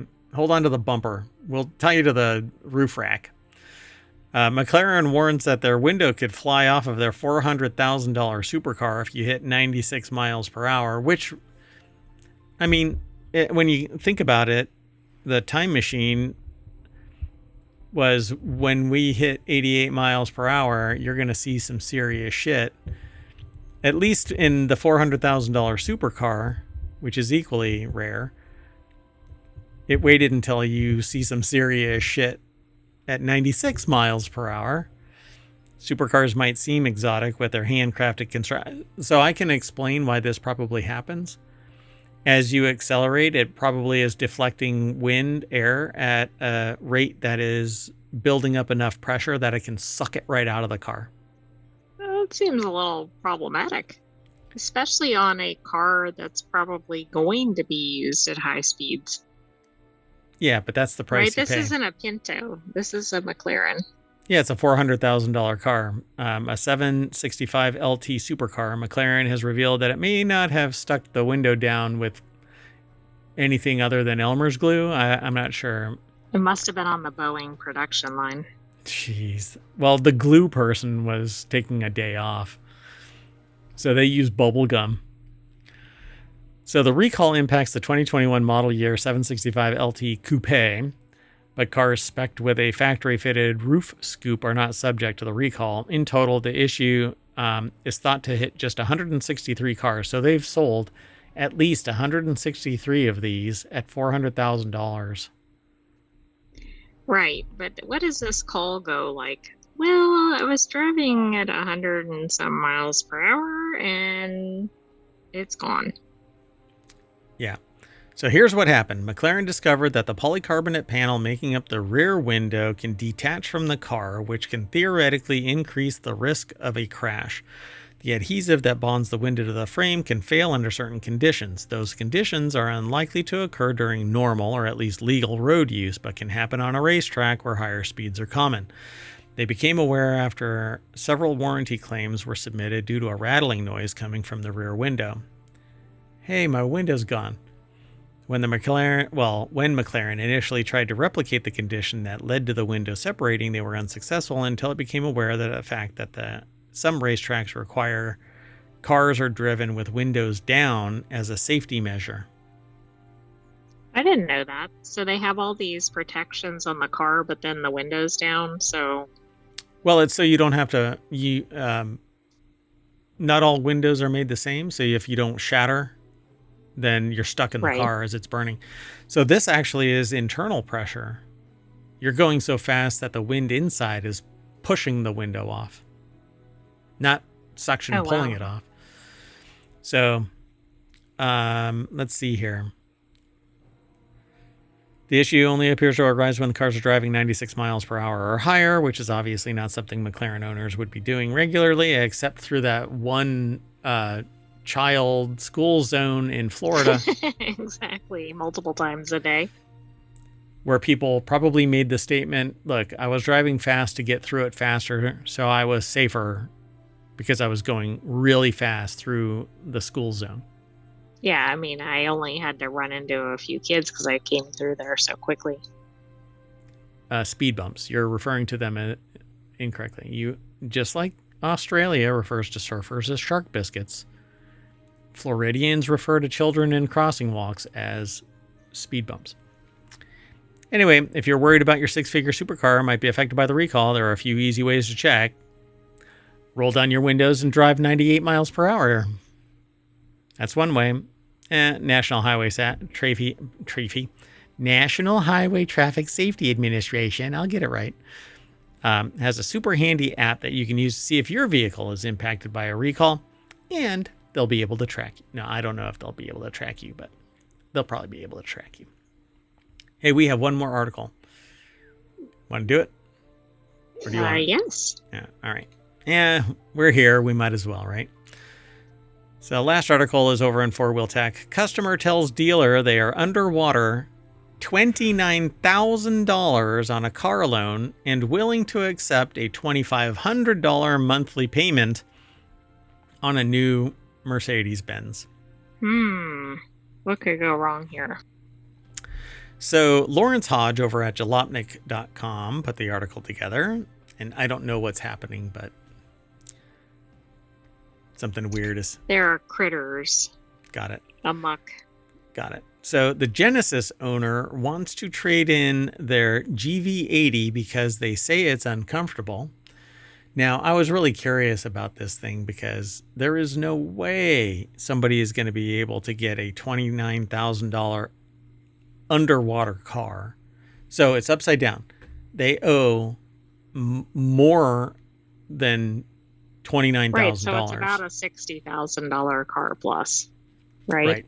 Right. And to be break even with the value. Yeah, it would have to be like roughly 60,000. To be break even with the value of the car, they would have to pay $29,000. That's what underwater means. It's their loan is $29,000 higher than the car's current price. And so they go to a dealership, and now they talk about a bunch of stuff, but there's a dealership that actually goes through this process, and they record it and they post it on YouTube. This has to be marketing, or like not a legit real thing. It just cannot really be. But it's a YouTube channel called Bends and Bow Ties.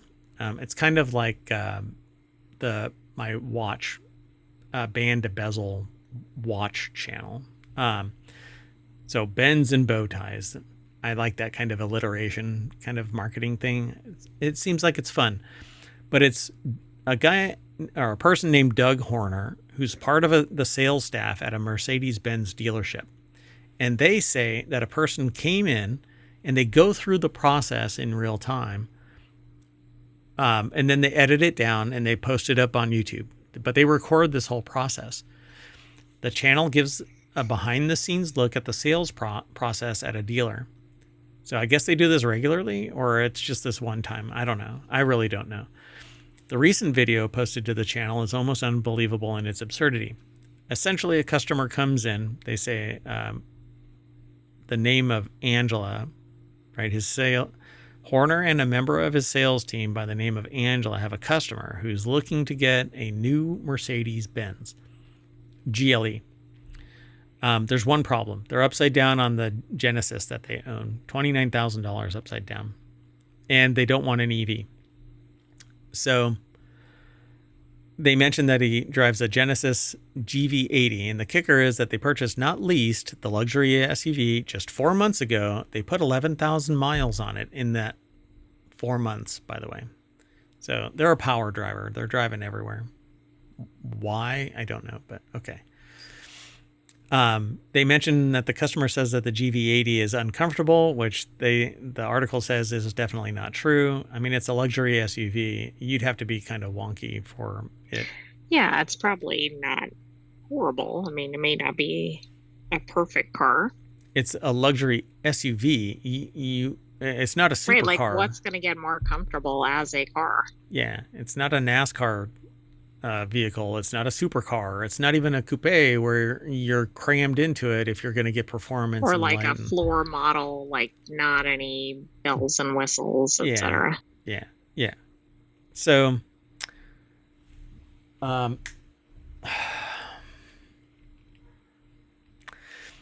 so Doug and Angela are trying to get the customer into a 2025 GLE 53 AMG.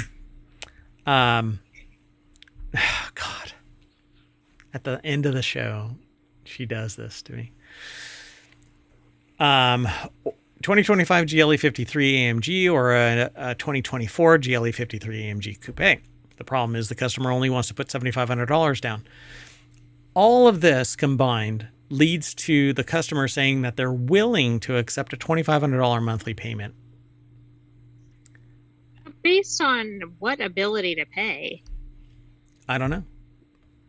They don't go into any of this, but they talk about the loan to value ratio and that it's at 121%, which is absurd. No lender is going to buy into this. They're going to have to put more money down and at least level this down to a point where the risk is minimal. But according to Doug, the real kicker here is that the person swaps out cars and carries the burden over to the next car. But how does that actually work? It doesn't make any sense. Well, what dealership would accept it on in the trade-in or whatever? They wouldn't.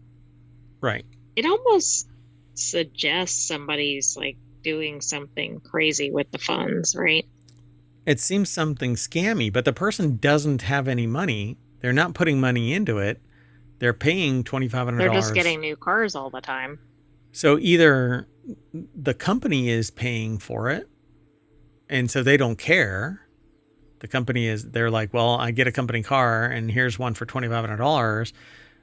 But if that's true, then whoever it is that's cutting the checks is not paying attention to expenses. Well, right. Like who volunteers that they'll pay $2,500 a month on a car? Yeah, this is wild. So at any rate, here's the sad part about this whole episode is they don't tell you if the person gets it or not. To me, well, hopefully they don't. They end the video before but see, the thing is, it says, and while the video ends without us knowing whether or not he'll get into the GLE, it's sad to think that he likely did and will start the whole underwater process again when he gets tired of the GLE. But you're underwater $29,000. That gets tacked on to the new bill. Exactly. It doesn't just lose that balance. So that doesn't make sense that anybody would approve this second purchase. Yeah. So let's say they get the $89,000 car. That means that they're close to $110,000 over. Without interest. Without any, yeah, they're $29,000 on top. Then they're putting $7,500 down, but they don't want to put any money down. So it's basically a $110,000 car. So let's just back it off to be conservative. It's an $89,000 car that's at $110,000 with no money down. You drive it off the lot. It's deeper than $29,000 upside down.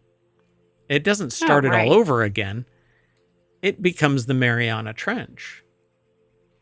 So what do they do? Right. It's just like when people are gambling or something and they keep throwing more money trying to recoup the previous losses. Yeah, but that's their money. This is actually an asset that's loaned and is losing somebody else money until it gets paid off entirely. Or repossessed or whatever. But yeah, you're right. And even then, it's going to get jacked up in a repossession if you've ever seen some repos. Like that one repo that was in like Chicago or something like that. They drove over, grabbed the car, and then somebody stole. Well, the person whose car was being repoed jumped in the hauler, like the tow truck, and tore off down the road. And his truck or his SUV is behind the tow truck, bouncing around like whatchamacallit. I keep forgetting the name of the game. Grand Theft Auto. Oh, right. Right. It's such a trippy video. Anyway, this is interesting, but I feel like the more that I read this, the more I was like, this isn't legit. This can't be legit. Right. It either seems like it's like made up for views, or what the heck is this dealership doing? I mean, that doesn't absolve the customer, but yeah, why would they entertain should be this? like, you can't get another car. You need to not here. Figure out a way to pay this other one off or whatever. Yeah, you don't have to go home, but you can't stay here. But you can't buy here. Anyway, so we're filing our paperwork to see if we can get an upside down loan And when everybody regains consciousness from the stroke that we caused, we're going to be back at the front page of Four Wheel Tech over at ohmtown.com. Go there and become a citizen. We're going to get out of here. This is a 30-minute show that's turned into 45 minutes. I try to respect your time, folks, but sometimes it's just too much fun. All right. I am Mayor Watt saying bye. So is the sentient AI. Good night, hometown citizens. Thanks for joining us for Four Wheel Tech. We'll have another episode next week, but come back tomorrow for our regular non sequitur news. Bye.